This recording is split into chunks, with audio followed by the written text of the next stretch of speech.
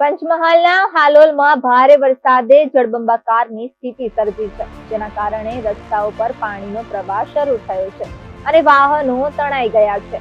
ખાસ કરીને જૈન મંદિર વિસ્તારમાં એક કાર પાણીના જોરદાર પ્રવાહમાં ફસાઈ ગઈ, જેનો વિડીયો સોશિયલ મીડિયા પર વાયરલ થયો છે.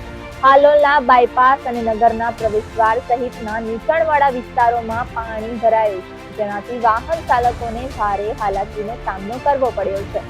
સ્થાનિક તંત્ર દ્વારા રેસ્ક્યુ કામગીરી હાથ ધરાઈ છે, પરંતુ ભારે વરસાદને કારણે પરિસ્થિતિ હજુ ગંભીર છે.